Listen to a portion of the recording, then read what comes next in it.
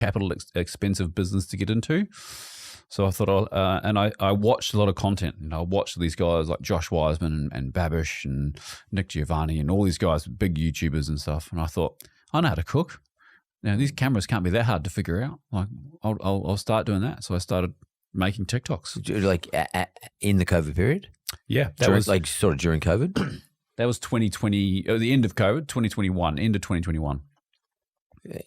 So, but just tell me how you start something like this. Like, do you remember your first day? Yeah. I was living in my in-laws' house, and I just thought, just figure out this TikTok thing. I need to have a hook pretty quickly. And what was your hook? I can't remember. I know what happened. It took us put us to the stratosphere. But the first video I think I did was just like making fish tacos, and all I did was just make tacos and film it. And posted it, and of course it got like 3 views. No one watched it, and then you just kind of refine it. You go, how do I get better? How do I get it better? Then you start learning about hooks and stuff like that. Then you start learning about the social medium. Yeah, you got to learn about the medium itself. Yeah, correct. Like what works. Correct. Yeah. Or what have I got to do to make it work for me? Yeah. So what did work? We did a series, which we still do now, the Hey Babe series, which we're famous for, where I walk up to the fridge, I open the fridge and I say, hey babe, what do you want for dinner?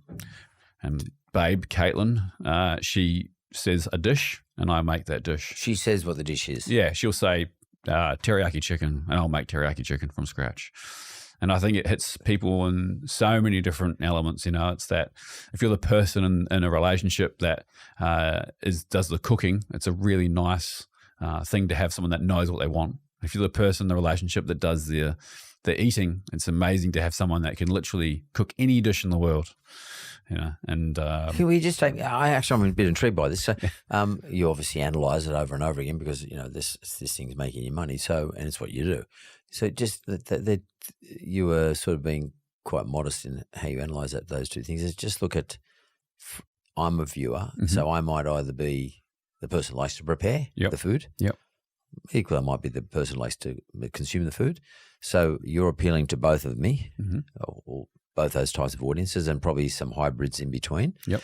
How did you know how to do that analysis? Like, how did you sit down with Caitlin and work this out, or did you just sort of fumble upon it? I think if fumble upon it's probably a better way to describe it, and then it's just retrospective analysis. It's like, oh, well, this is really working. Like we're talking about like millions and millions of views. Yeah. And you go, okay, this is really working. It's like, why is this working? Because how can we can't just keep doing this forever.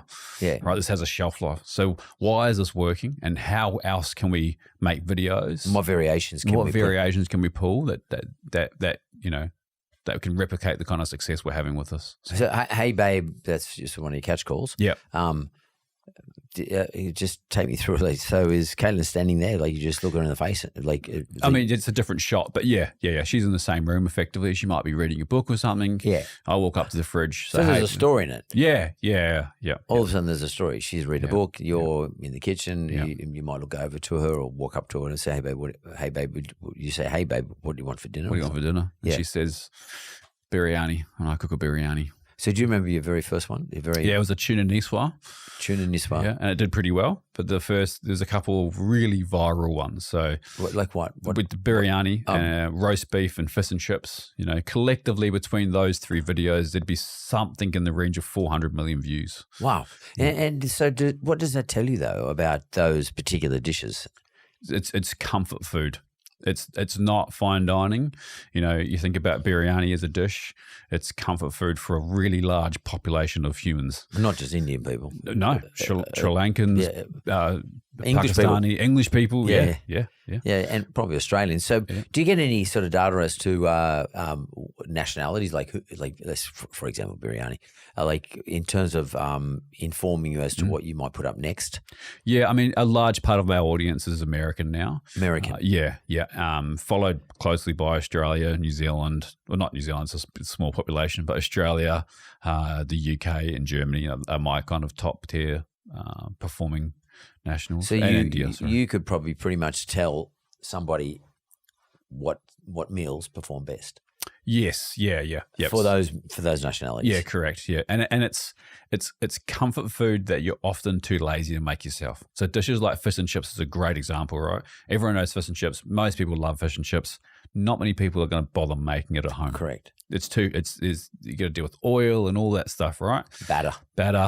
But it's that, like, it's we say now what we try and do is inspire people to cook better food at home, and it's to try and inspire people that it's actually not that hard to cook fish and chips at home, and you should give it a crack. So when you put the video up, so I presume you're using TikTok and YouTube and everything, all the other usuals. Yep.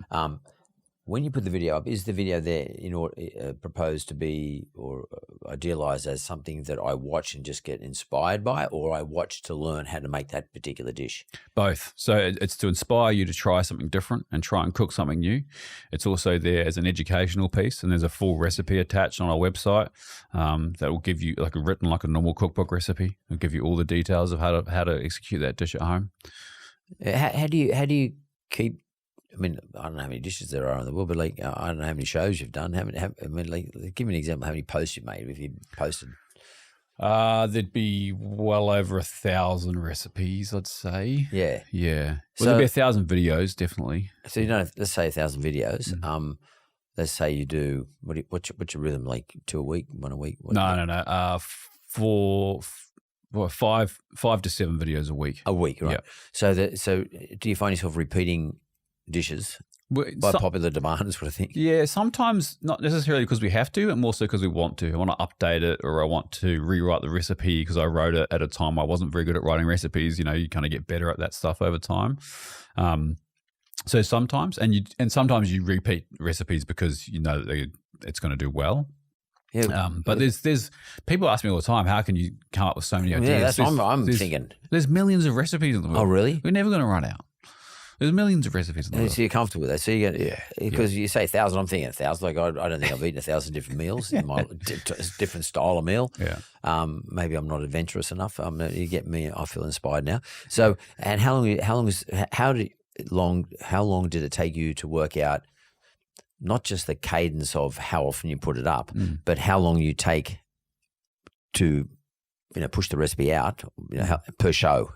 How did you work out all the sort of metrics around this stuff? Like, just like the logistics. The logistics is just seat of your pants stuff. Effectively, it turned from a passion project / kind of hobby to a business, and then you realize, this is actually a business now, and we employ people, and we have a studio and all this stuff. And some people, my accountant goes, what's your ROI in a video? I was like, I don't know, mate. And it doesn't matter. Like, it's like, our ROI is how many eyeballs watch it and how many people we inspire. Yeah. As long as the money's coming in. How much YouTube page you? Yeah. As long as the money coming in is less than the money going out, it's happy days. You might just explain it to people, because not a lot of people understand that the commercials or the revenue of these, the business model of these things, the financial model of these things.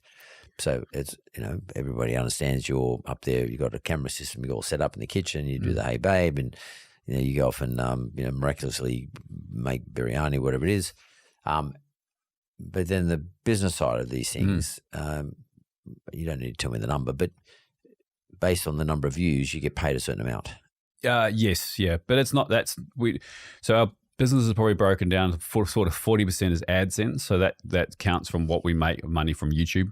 That's the only platform that pays us. Yep. And the rest is maybe 60% or not even 50% is brand deals. So we work with brands to talk about their products. Sort of like sponsors. Yeah, effectively like a sports person would have a sponsor.